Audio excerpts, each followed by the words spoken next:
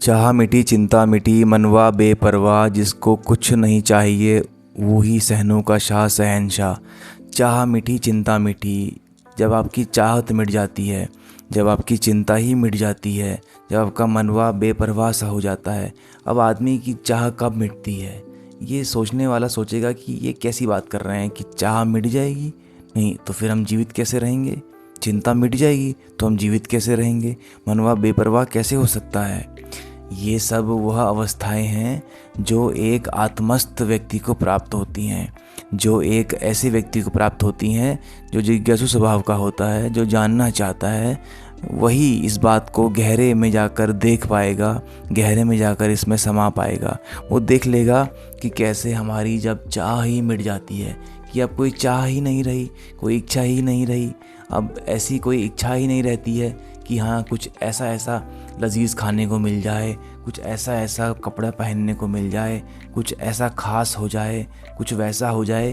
क्योंकि बहुत गहरे में जाकर उसने देख लिया है कि अब उसको वह मिल गया है जो कि इस जीवन का लक्ष्य ही है, जो कि हमारे तुम्हारे होने का कारण ही है, जिसके लिए हम यहाँ पर हैं, जिसके लिए यहाँ हर कोई पागल सा घूमता है, बावरा सा घूमता है, जिसके लिए हम इतनी भाग दौड़ करते हैं दिन भर। कभी यहाँ भागते हैं, कभी वहाँ भागते हैं, कभी ये करते हैं, वो करते हैं।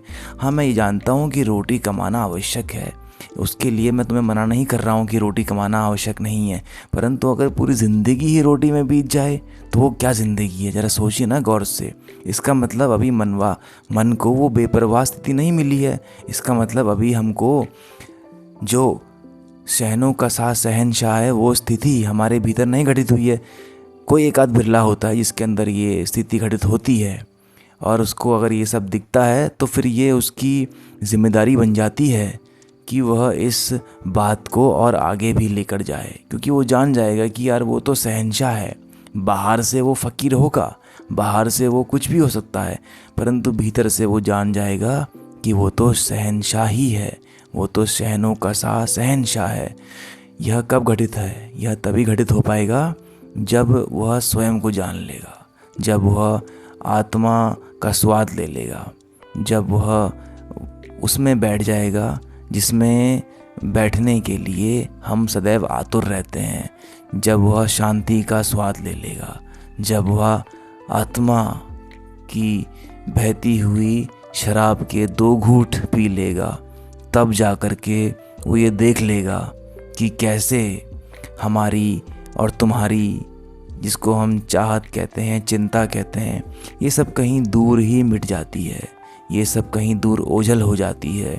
और ये दूर जब ओझल होती है तभी जो हमारा मन है वो बेपरवाह हो जाता है, उसे कोई परवाह ही नहीं होती है। फिर वो सारी सीमाओं को, सारी हदों को, सारे के जितने बंधन हैं सबको लांघ करके परम कैवल्य में स्थापित हो जाता है। वो जो परम का जो स्वाद है उस स्वाद को वह लेना आरंभ कर देता है। दिन हो या रात हो, सुबह हो या शाम हो, सर्दी हो या गर्मी हो, धूप हो या बरसात हो, फिर वो उस कैवल्य की जो परम अवस्था है उसमें ही वह बैठ जाता है।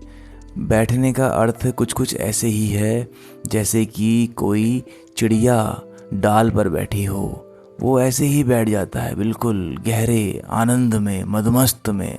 वो जो मस्ती है, वो जो एक गहरा स्वाद है, तभी तो कहा गया कि चाह मिटी और चिंता मिटी। वरना चिंता कभी हमारी मिट पाती है? हमें तो चिंता ही हमेशा लगी रहती है कि यार आज ये हो गया, आज वो हो गया, ये छोटे को स्कूल जाना है, बड़े को ये करना है, इसको ये करना है। नहीं, बार बार से वो कृत्य भी तुम कर सकते हो, वो कोई मनाही नहीं है, वो तो हमें जीवन जीने के लिए करना ही है।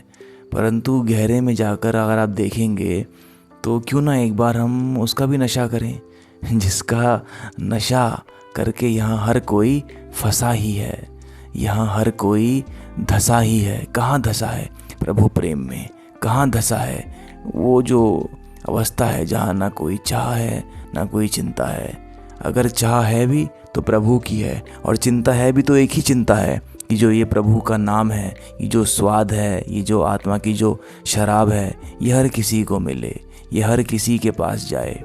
फिर वो स्वाभाविक चिंता है, वो फिर चिंता तुम्हें ना होकर भी उठ जाएगी। तुम नहीं चाहोगे तब भी उठेगी, नहीं चाहोगे तब भी वो तुम्हारे मुख से बटना चाहेगा, तुम्हारे कर्मों से वो दिखना चाहेगा।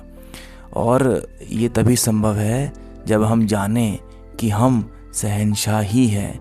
हम शहंशाह ही पैदा हुए थे, परंतु समाज ने हमें भुलवा दिया। समाज ने हमें कहीं जैसे कि गहरे अंधकार में डाल दिया, और हम जो हमारी असलियत है उससे हम दो आँख में आँख मिला ही नहीं पाए। हम स्वयं को जान नहीं पाए, स्वयं को नहीं जान पाए। कोई बात नहीं, अब मौका है हमारे पास, और इस मौके पे हमें एक नहीं दो नहीं लगातार चौके ही बरसाने हैं। और आप जब ऐसा करेंगे तो आप जान जाएंगे कि आप शहंशाह है यहाँ, आप नौकर नहीं हैं। नौकर हैं भी तो किसके हैं? प्रभु के हैं, उसी के हम नौकर हैं, और हम स्वयं के मालिक हैं। हम शहंशाह हैं, शहंशाह।